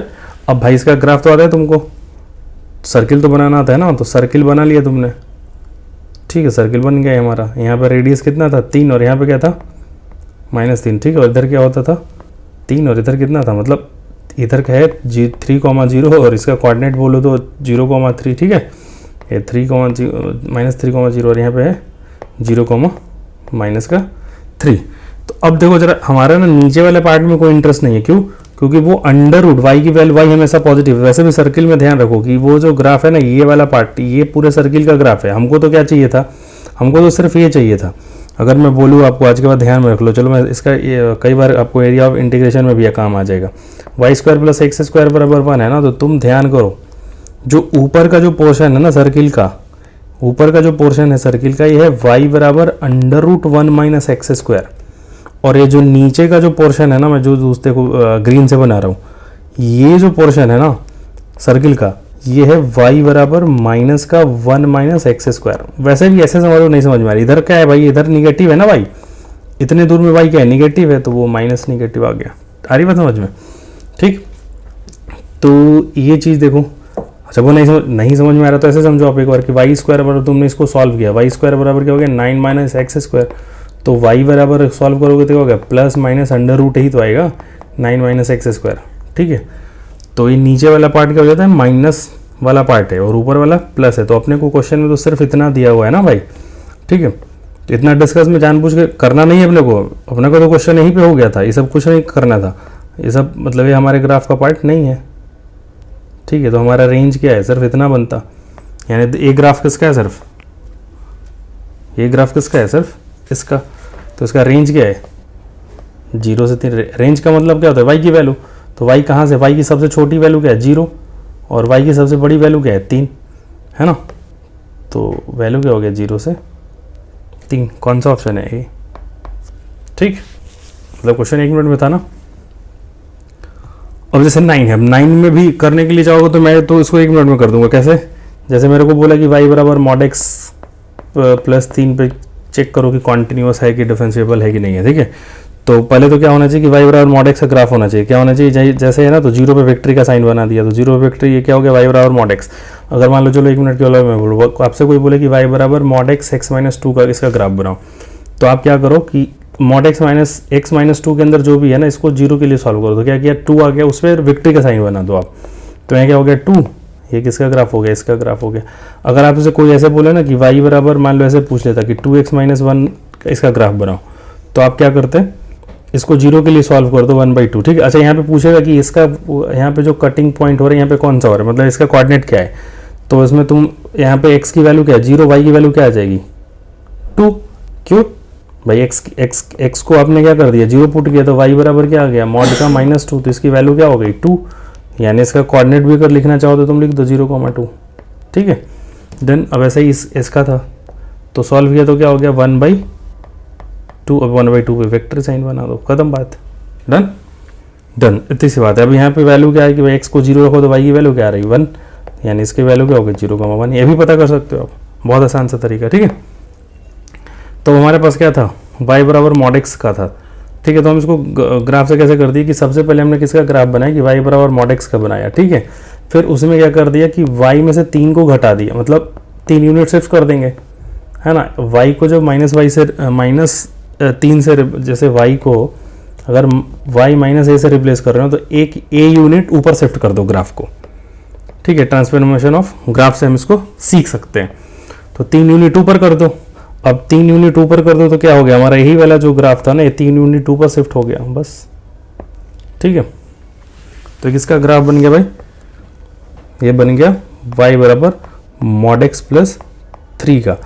अब यहाँ पे एक थ्योरी क्या है कि जहाँ पे ना शार्प पॉइंट बन जाए वहाँ पे फंक्शन डिफरेंशिएबल नहीं होता है, ठीक है। जहाँ पे शार्प पॉइंट बन जाए वहाँ पे फंक्शन डिफरेंशिएबल नहीं होता है। और ये तो कॉन्टिन्यूस है, कहीं ग्राफ में कोई ब्रेक दिख रहा है क्या आपको, ग्राफ में कहीं कोई ब्रेक नहीं है ना। तो पहला पॉइंट क्या हो गया कि ग्राफ जो है हमारा क्या है, हमेशा कॉन्टिन्यूस है, हमेशा क्या है कॉन्टिन्यूस है। और डिफरेंशिएबल में बस इसको दिक्कत कहाँ पे है, जहाँ पे शार्प पॉइंट बन रहा है बस वहीं पे दिक्कत है, ठीक है। तो शार्प पॉइंट कहाँ पे बन रहा है, x बराबर 0 पे, सो x बराबर 0 इट इज नॉट डिफरेंशिएबल, ठीक है, डन। तो पहला पार्ट क्या हो गया, कौन सा ऑप्शन है देख लो जरा सा, continuous as well as differentiable on R, पूरे आर पे डिफरेंशिएबल नहीं है, गलत बात है, ठीक है। कॉन्टिन्यूस ऑन आर बिल्कुल सही बात है, बट नॉट डिफरेंशिएबल एनीवेयर के कारण ये ऑप्शन गलत हो गया। क्यों, क्योंकि इसको 0 के अलावा तो कोई दिक्कत ही नहीं यार, इधर डिफरेंशिएशन होने में कोई दिक्कत नहीं, इधर भी कोई दिक्कत नहीं है, ठीक है। तो continuous on R but not differentiable somewhere on R, so C is the option. मान लो जैसे ऐसे नहीं किसी को करना था, तो वो कोई आदमी अगर चाहता कि इसका एक तरीका और था कि ऐसे कर सकता था, वो जैसे कैसे कर सकता था देखो 1 मिनट के लिए। और उसके पास क्वेश्चन क्या था, उसके पास यही था ना कि y बराबर खोलता x जब ग्रेटर देन 0 हो जाता तो क्या हो जाता x + 3, तो उसको ऐसे लिख देता कि x जब ग्रेटर देन 0 है तो ऐसे होगा, इक्वल टू को लगा लो, कहीं पे लगा लो कोई फर्क नहीं पड़ता। फिर इसी की वैल्यू जब -x + 3 हो जाएगी, कब, जब x की वैल्यू क्या हो जाएगी <0। तो तुम क्या करो भाई, हमारा क्या था f(x) था ना, ये क्या था f(x) था। अब तुम एक बार डिफरेंशिएट करके देख लो, तो f' निकाला तो क्या आ गया, फर्स्ट इधर करोगे तो क्या आ गया, यहाँ पे किया तो क्या आ गया 1 आ गया, और यहाँ पे किया तो क्या आ गया -1 आ गया। यानी x जब ग्रेटर देन 0 है तो वो यहाँ है, और x लेस देन 0 है, यानी x जब 0 से बड़ा है तो हमेशा फंक्शन देखो डिफरेंशिएबल है, 1 आ रहा है, कोई दिक्कत ही नहीं उसको डिफरेंशिएट होने में। और x 0 से जब छोटा था तो हमेशा उसकी वैल्यू क्या रही 1, 0 पे दिक्कत है, यानी 0 पे क्या हो रहा है, लेफ्ट हैंड डेरिवेटिव है LHD, लेफ्ट हैंड डेरिवेटिव तो क्या आ रहा है -1, और राइट हैंड डेरिवेटिव जो है वो क्या आ रहा है 1 आ रहा है। सो हम लोग क्या बोल सकते थे कि यहाँ पे फंक्शन जो है वो डिफरेंशिएबल नहीं है, कहाँ पे, x बराबर 0 पे, ऐसे भी कर सकते हैं। क्वेश्चन नंबर 9, क्वेश्चन नंबर 9 में क्या है कि the tangent of the curve y बराबर this is parallel to the line. अब जैसे ही बोल दिया, मतलब टीजीटी में पूछा हो तो यार इतना आसान तो पता नहीं पूछेंगे नहीं पूछेंगे, भगवान जाने तो आसानी है। पूछ रहे क्या भाई कि टेंजेंट है वो पैरेलल है किसके, कौन से लाइन के, उसके मतलब जो y बराबर 3x प्लस है 9 के, तो यानी पैरेलल, दो लाइन पैरेलल होते हैं तो आपस में स्लोप क्या हो जाता है, ये कॉन्सेप्ट सेम हो जाता है। इसका स्लोप अगर m1 है और इसका स्लोप अगर m2 है, दो लाइन है ना, ये लाइन L2 और ये लाइन हमारे पास L1 है, तो क्या हो जाता है अगर पैरेलल है तो m1 बराबर m2, स्लोप सेम हो जाता है, डन, ठीक है। तो किस लाइन के पैरेलल है वो, उन्होंने दिया हुआ कि एक लाइन है जिसका इक्वेशन है y बराबर 3x प्लस 9, तो इसका स्लोप क्या है, यहाँ पे देखो स्लोप इसका क्या है, m बराबर क्या है यहाँ पे y बराबर mx प्लस c के फॉर्म में लाइन दिया हुआ है। वाई बराबर एम एक्स प्लस सी के फॉर्म में दिया हुआ है। तो भाई m क्या होता है, स्लोप होता है, तो m की वैल्यू यहाँ पे क्या है 3, so the slope of this line is 3। अब भी क्या है कि ये बोल रहे हैं कि इस पे टेंजेंट, इस कौन सा कर्व है, कर्व, तो टेंजेंट कौन देता है, dy बाई डी एक्स। जैसे मान लो एक कर्व होता है कुछ इस तरह से, ठीक है, कुछ एक कर्व है, ठीक है, हमने ये बोला कि ये टेंजेंट है हमारा, और टेंजेंट कौन से पॉइंट पे, ए कॉमा बी पे, ठीक है। तो dy by d x at a comma b should भी क्या होना चाहिए, 3 होने चाहिए, क्योंकि पैरेलल दोनों का स्लोप सेम है। अब dy बाई डी एक्स रख के ए कॉमा बी रख दो उसमें आप, अगर आपको ऐसा लग रहा है तो, है ना, उसकी वैल्यू फाइंड करनी है आपको, ठीक है। तो तुमने क्या कर दिया, इसको डिफरेंशिएट किया तो क्या हो गया, क्या हमारे पास फंक्शन है y बराबर 2x square x minus 1 plus 1, ठीक है। तो y डैश बराबर क्या आ गया मेरे भाई, 4x माइनस का 1, तो क्या हो गया यहाँ पे 4x माइनस 1। अब इसमें वैल्यू क्या रख दो, a को b रखा था ना आपने, यानी x की वैल्यू को तुमने a माना है, y की वैल्यू को b माना था, 3 है, तो x रखा तो क्या हो गया 4a माइनस 1 बराबर 3, यानी a की जो वैल्यू है वो क्या है, a की जो वैल्यू है वो क्या आ रही है, 1 आ रही है, हाँ 1 आ रही है, ठीक है। तो b की वैल्यू क्या आ गई, b की वैल्यू चेक कर लो आप, b भाई 1 उठा कर रख दो आप, सीधे किस में रख दोगे, कौन सी क्वेश्चन, अच्छा वैसे ऑप्शन मतलब चेक क्यों करना, मतलब क्यों चेक करना है, x की वैल्यू 1 आ रही है तो ऑप्शन में देखो ना x कौन से 1 पे दे रहा है, तो 1,2 पे, आप तो यहीं पे टिक मार दिया करो ना भाई, अगर ऐसा है तो मार दिया करो यहीं पे टिक। लेकिन अगर पूछ ले भाई कि भाई 2 फाइंड करना है आपको, तो तुम एक काम करो, तुम्हारा कर्व कौन सा था, a था ना, तो y बराबर y में रख दो, x की वैल्यू को 1 रखा तो क्या हो गया 2 माइनस 1 प्लस 1, 1 से 1 कैंसिल, y की वैल्यू क्या आ गई 2। मतलब जब सॉल्व नहीं करना है कि y की वैल्यू क्या आ गई, y की बोले मतलब b की वैल्यू सॉल्व नहीं करना है, y की वैल्यू हमारे पास क्या था b, ठीक है, तो सॉल्व नहीं करना है वहाँ पे, आपको ऑप्शन ही दिख रहा है कि a की वैल्यू क्या आ रही है 1 आ रही है, ठीक है, तो वहीं पर टिक मार के निकल गए, डन। ये लल्लू क्वेश्चन था यार, इसमें कुछ था ही नहीं डिस्कस करने लायक। क्वेश्चन नंबर 10, अब क्वेश्चन नंबर 10 में देखो तो क्या बोला कि भाई एक फंक्शन दे दिया उन्होंने, वो पूछा कि मोनोटोनिकली डिक्रीजिंग है कि मोनोटोनिकली डिक्रीजिंग है, इंक्रीजिंग एवरीवेयर, ऐसा है कुछ, ठीक है। तो सब कुछ भी हो, इंक्रीजिंग हो या डिक्रीजिंग हो, तो सबसे पहला हमारा टारगेट क्या होना चाहिए कि एफ ऑफ एक्स जो हमारा दिया उसको एक बार डिफरेंशिएट करो, उसके बाद ही हम डिसाइड कर पाएंगे कि भाई एफ डैश एक्स क्या है, पॉजिटिव है नेगेटिव है, उसके बाद ही तो कुछ पता चलेगा, ठीक है। तो सबसे पहले हमने क्या कर दिया, एफ ऑफ एक्स लिखा है x raise to power 5 minus 20x plus अब क्या लिख देंगे 240x, ठीक है। तो सबसे पहले हम क्या करेंगे, इसको डिफरेंशिएट कर दिया, तो डिफरेंशिएट करते ही क्या आ गया, एफ डैश एक्स क्या आ गया 5x raise to power 4 minus 60x square plus 240। देखो अब यहाँ पे ना एक कहीं से हिंट मिल रहा है कि यार एक्स स्क्वायर को, तो मन में तुम टी सोच लो, तो टी सोच ले तो क्वाड्रेटिक दिख जाता है आपको कि 5x रेज़ टू पावर क्या था अपने पास, देख लो जरा सा 5x, मतलब अगर मान लो एक्स स्क्वायर को तुमने यहाँ पे 1 मिनट के लिए टी बोला तो क्या हो जाता 5t square minus 60t plus 240, है ना, और इसका d निकाल दोगे तुम, अगर d greater than 0 greater than आ रहा, d की वैल्यू चेक कर लेते हैं, अब d की अगर कुछ भी आ रहा होता तो बात बन जाता, अगर मान लो d लेस देन 0 आ जाता, है ना, d लेस देन 0 आ जाता तो तुम क्या बोल देते कि हमेशा क्या होगा, पॉजिटिव होगा एफ डैश एक्स, है ना। d लेस देन 0 का मतलब क्या होता है नो रूट, और नो रूट बोलने का मतलब क्या होता है कि हमेशा ग्राफ या तो ऐसे बनेगा या तो ऐसे बनेगा, है ना, और ऊपर में इसकी क्या था 5 था आगे, तो हमेशा ग्राफ ऐसा ही बनता। मान लो अगर नहीं समझ में आ रहा तो ठीक है, इसको तो एक तरीका से ऐसा करेंगे अपन, ठीक है, तो मैं यहीं पे बोल देता इसको d निकाल के। लेकिन अगर मान लो तुमको ऐसे नहीं चमका वहाँ पे एग्जाम में, तो तुम क्या करो आप कि आप पहले तो 5 को कॉमन ले लो आप 1 मिनट के लिए, ठीक है, 5 को कॉमन ले लिया, परफेक्ट स्क्वायर बनाने का सोचो, ठीक है, वहाँ से चेक करने का सोचो, तो यहाँ अंदर क्या बच गया एक्स रेज़ टू पावर 4, और यहाँ पे क्या बन गया 12, और यहाँ पे क्या बन गया सॉरी 12x स्क्वायर, और यहाँ पे क्या हो गया 240 है ना, तो इसमें करोगे तो क्या आ जाएगा 48 आएगा, क्या 48, ठीक है, डन, हाँ 48 आएगा, ठीक है। तो अगर तुम थोड़ा परफेक्ट स्क्वायर्स को बनाने का प्रयास करो तो क्या हो गया एक्स स्क्वायर माइनस 6 का होल स्क्वायर, अभी 5 को हमने बड़ा ब्रैकेट में ले लिया, ठीक है। तो इधर क्या हो गया, इधर क्या हो गया माइनस 36 और प्लस 48। अगर तुम थोड़ा ठीक से देखो तो क्या दिख रहा है 5, और यहाँ पे देखो तो क्या हो गया एक्स स्क्वायर माइनस एक्स का स्क्वायर, और यहाँ पे क्या दिख रहा है भाई प्लस का 12, ये हमेशा ही पॉजिटिव हो गया ऑलवेज। देखो कैसे, ये तो हमेशा क्या पॉजिटिव है, इसमें कुछ जुड़ रहा है तो क्या होगा पॉजिटिव ही होगा। यानी हम बोलने का मतलब क्या आ गया कि हमें यहाँ से क्या चेक कर लिया कि एफ डैश एक्स जो था ना वो हमेशा ग्रेटर देन 0 था for every x belongs to R, है ना। अगर ऐसा हो गया तो भाई हमेशा क्या होगा, इंक्रीजिंग मोनोटोनिकली इंक्रीजिंग फंक्शन है ना। पूरे आर में क्या है वो मोनोटोनिकली इंक्रीजिंग फंक्शन है सी, ठीक है। अच्छा एक तो एक तरीका हो गया, मान लो ये तो ठीक है यार, मतलब काम कर लिया। अगर मान लो मेरे को यहीं से करना होता तो मैं इसका क्या कर लेता, आपको बता रहा था मैं कि इसका मैं डी निकाल लेता हूँ। डी अगर लेस देन 0 आ जाता, देखना 100% डी लेस देन 0 ही आएगा, क्योंकि अब तो पता भी चल गया ना। तो तुम अगर सही से देखते तो इसको ऐसे लिख लेते 1 मिनट के लिए, मन में ऐसे सोच लेते कि एक्स स्क्वायर को तुमने टी मान लिया।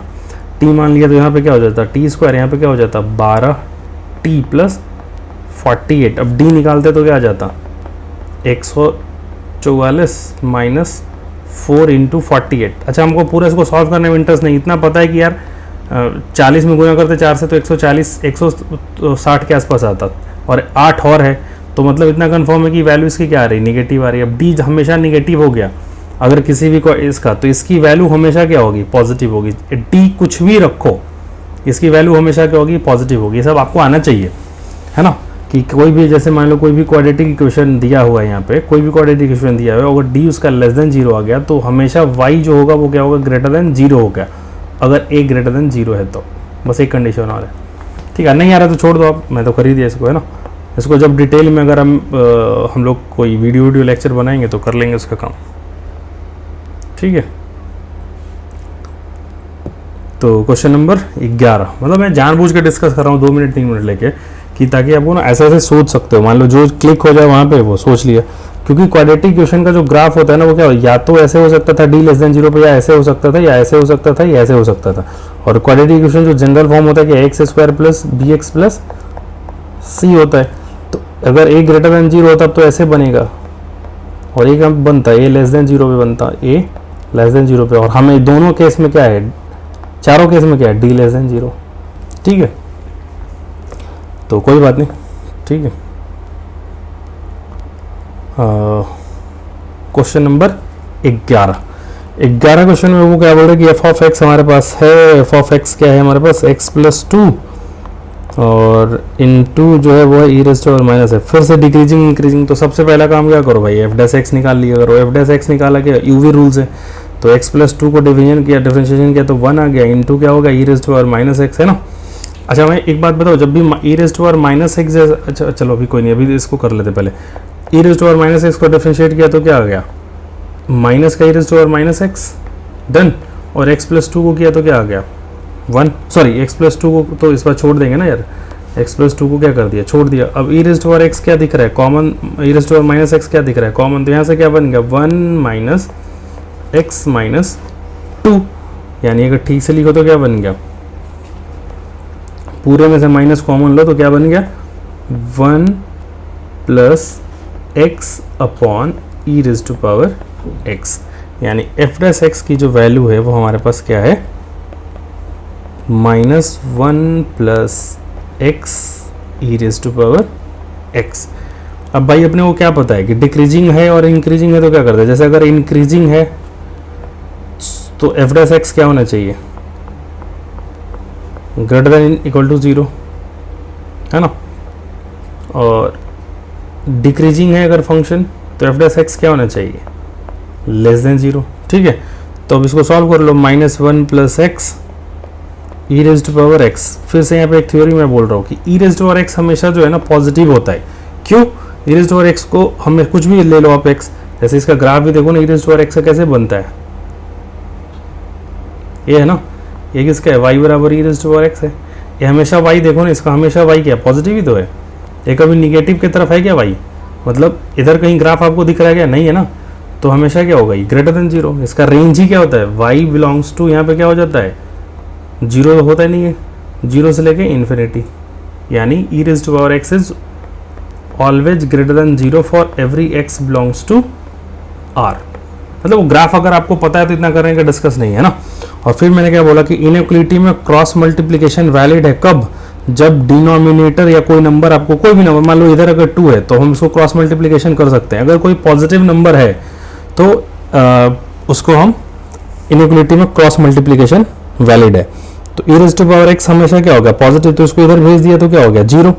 तो हमारे पास सिर्फ क्वेश्चन अब क्या बच गया जी, -1 plus x should be greater. मैं देखो इसमें 3-4 कॉन्सेप्ट बोल गया। एक तो क्या बोला, e raise to power x के बारे में थोड़ा सा डिस्कस कर दिया आपके लिए, है ना, आपको पता होना चाहिए e raise to power x. फिर यहाँ पे क्या बोला कि क्रॉस मल्टीप्लीकेशन हमेशा वैलिड है कब, जब कोई नंबर पॉजिटिव हो, यानी e raise to power x को मैंने इधर भेज दिया, ऐसा नहीं पॉसिबल है इनइक्वलिटी में। जैसे मान लो अगर 1 में लिख दिया मैंने नीचे में, जैसे ऐसे लिख दिया 1 -2 ग्रेटर देन 0। -2 को तुम इधर नहीं भेज सकते क्योंकि -2 क्या है, कौन सा एक नंबर है, ठीक है, पहली बात ऐसे समझ लो आप, ठीक है। जैसे x अपॉन लिखा है माइनस का 2 ग्रेटर देन 0, तो -2 को इधर मल्टीप्लाई नहीं कर सकते क्योंकि -2 एक क्या है, निगेटिव नंबर, ठीक है, डन।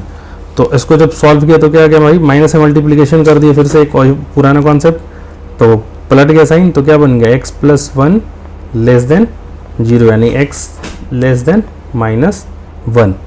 तो डिक्रीजिंग के लिए कौन क्या हो गया, फॉर डिक्रीजिंग के लिए इधर अगर मैं चाहूँ तो थोड़ा सा लिख दूँ इधर, ठीक है, डिक्रीजिंग के लिए इधर अगर चाहूँ तो मैं लिख दूँ कि x, इंक्रीजिंग के लिए हमारा इंक्रीजिंग था ना, कि x बिलोंग्स टू -∞ से -1, है ना, इंक्रीजिंग के लिए।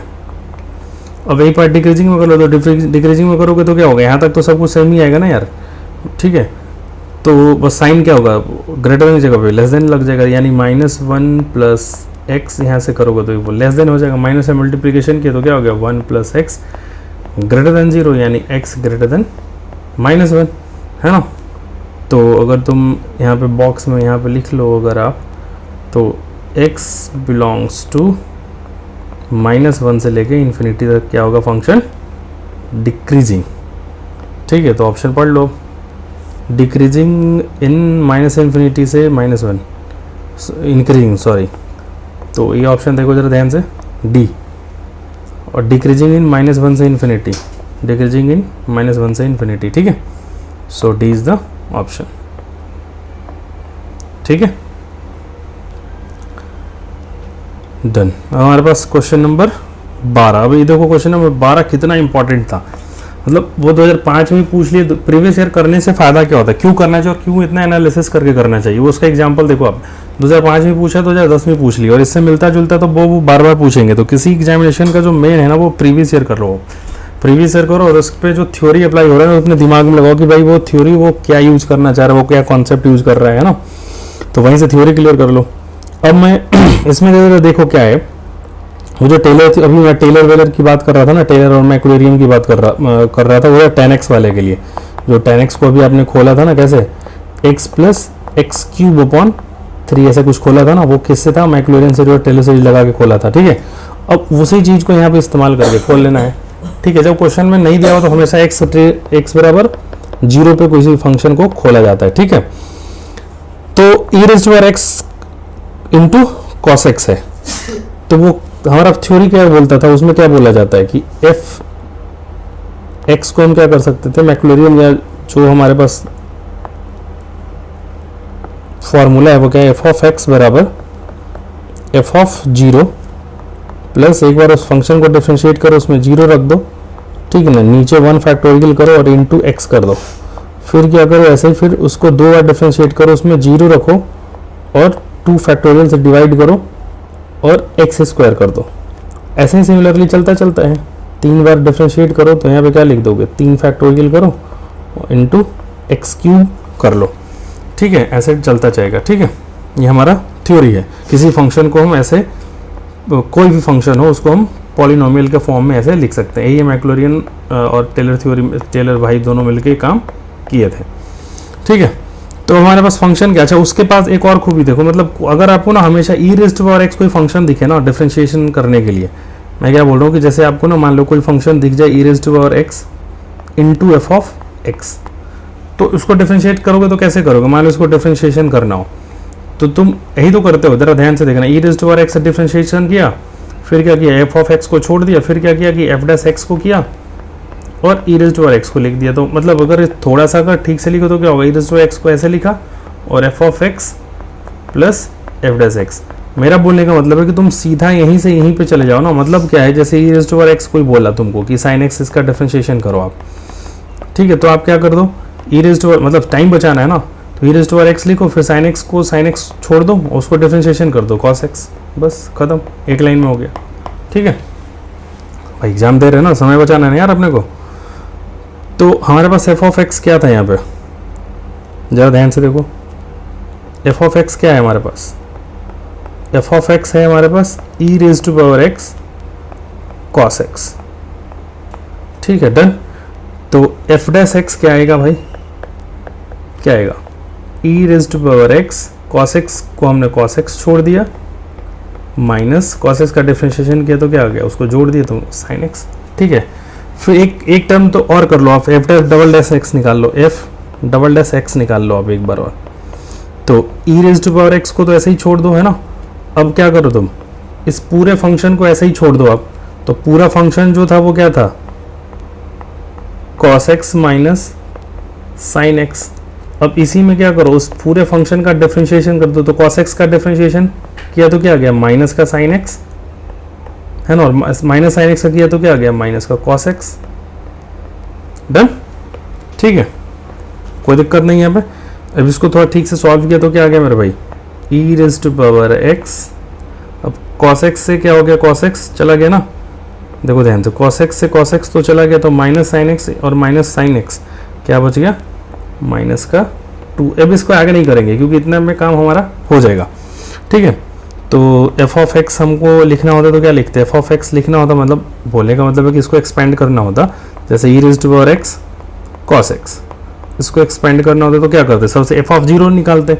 तो एफ ऑफ जीरो कहाँ से निकलता है, यहाँ से निकलता है। एफ ऑफ जीरो रखो, यहाँ जीरो रखो, यहाँ जीरो रखो, यहाँ जीरो रखो, तो क्या आ गई, 1 आ गया। ठीक है, एफ ऑफ जीरो की वैल्यू अगर मान लो नहीं समझ में आ रहा है तो आप इधर एक काम कर लो, है ना, इधर वैल्यू निकाल लो आप, एफ ऑफ जीरो। तो एफ ऑफ जीरो की वैल्यू क्या आ गई, 1। ठीक है, एफ डैश जीरो की वैल्यू क्या आ गई जी, ज़रा चेक करो, इसमें जीरो रखा, फिर इसमें जीरो रखा, तो क्या हो गया, ये तो 1 हो गया, ये भी 1 हो गया। ठीक है, ये क्या हो गया, साइन एक्स क्या हो गया, जीरो यहाँ से, यानी एफ डैश एक्स की भी वैल्यू क्या आ रही है, 1 आ रही है। एफ डबल डैश की ज़रा चेक कर लो, जीरो पे क्या वैल्यू आ रही है, तो यहाँ पे जीरो रखा तो 1 आ गया, और जीरो रखा तो क्या आ गया, जीरो आ गया। ठीक है, तो एफ डबल डैश एक्स की वैल्यू जो आ रही है वो क्या आ रही है, जीरो आ रही है। अब नहीं होगा तो एक बार और डिफरेंशिएट करना पड़ेगा, एफ मतलब एफ ट्रिपल डैश निकालना पड़ेगा। ठीक है, अगर बात नहीं बना तो लेकिन चलो देख लेते हैं। E x raise to power x लिखा तो एफ ऑफ जीरो क्या आ गया हमारे पास, 1 प्लस एफ डैश एक्स क्या आ गया, 1 इंटू एक्स। ठीक है, और अब देखो जरा ध्यान से करके, एफ डैश जीरो जो है ना वो क्या हो गया, ऑप्शन में जीरो हो गया। एफ डैश जीरो की वैल्यू क्या है, जीरो, तो plus zero into x square करेंगे तो जीरो वाला टर्म, मतलब यानी एक्स स्क्वायर वाला कोई टर्म नहीं आएगा। तो कौन सा ऑप्शन पहले कट गया, डी ऑप्शन। जरा ध्यान से देखो, ऐसे ही कट गया, डी कट गया और बी कट गया, यानी ऑप्शन क्या होना होता, ये होना होता या सी होना होता। ठीक है, और 1 प्लस एक्स हो रहा है, मतलब देखो मैं क्यों नहीं अब ट्रिपल डैश एक्स निकाल रहा हूँ, मतलब निकाल सकता हूँ मैं, लेकिन मुझे क्यों नहीं निकालना, मैं यहीं पे क्यों रुक गया। आप यहाँ ध्यान से फिर से देखो, एक्स स्क्वायर वाला कोई टर्म आ रहा है क्या, एफ डबल डैश निकाला तो वो वैल्यू क्या आ रही थी, जीरो। तो जीरो इंटू एक्स स्क्वायर करने पे क्या आ रहा था, जीरो। अब ये अगला टर्म एक्स क्यूब भी होता है कि नहीं होता हमको नहीं पता, लेकिन इतना कंफर्म है कि एक्स स्क्वायर नामक कोई टर्म नहीं होगा। अब उस टर्म नहीं होगा तो उसके कारण क्या हो गया, कौन कौन सा ऑप्शन कट गया, वो ऑप्शन डी कट गया और ऑप्शन बी कट गया। और अब जरा ध्यान से देखो, 1 प्लस एक्स बच गया, यानी ऑप्शन हमारे पास संभावना किसकी थी, या तो ये हो सकता था, या ये हो सकता था, या फिर सी हो सकता था। तो ए क्यों नहीं हो सकता था कि ए में क्या आ रहा है, 1 माइनस एक्स, और हमको क्या चाहिए, 1 प्लस एक्स। ठीक है, आ रही बात समझ में। तो आंख बंद करके कौन सा ऑप्शन मार देता है, सी। लेकिन फिर भी अगर मान लो ऐसा ऑप्शन नहीं होता तो तुमको, अगर मान लो यहाँ पे भी क्या हो जाता, यहाँ पे भी जैसे 1 मिनट के लिए मान लो कि यहाँ पे भी प्लस होता, तो तुम क्या करते, तो तुमको कुछ नहीं करना पड़ता, एफ ट्रिपल डैश निकालना पड़ता। ठीक है, तो एफ ट्रिपल डैश निकालते तो क्या आ जाता है, एफ जैसे ट्रिपल डैश निकालो, एफ ट्रिपल डैश एक्स निकाले तो क्या हो जाता है, e raise to power x तो हो ही गया, और -2 साइन एक्स को तो छूना ही नहीं था, है ना। और -2 साइन एक्स को इसको क्या कर लिए तुम, डिफरेंशिएट कर के जोड़ दो, तो प्लस क्या हो जाता, -2 कॉस एक्स। ठीक है, डन। तो इसकी वैल्यू निकालते हैं एफ ट्रिपल डैश की, तो क्या आ जाती है एफ ट्रिपल डैश 0, इसकी वैल्यू क्या आ जाती 1 इंटू एक्स की वैल्यू क्या कर जाते हैं, एक्स इसमें रखते तो क्या हो जाता 0 और एक्स इसमें करते तो क्या हो जाता 1, तो क्या आ जाता माइनस का 2, यानी इसकी वैल्यू क्या आ जाती -2। तो यार जो तीसरा टर्म आता वो यहाँ से आता तो क्या हो जाता भाई, जरा ध्यान से देखो, वो आ जाता -2/3 फैक्टोरियल एक्स क्यूब। तो अब तो क्लियर ही हो जाता, तो कौन सा ऑप्शन देखो यहीं पे ना, ठीक है।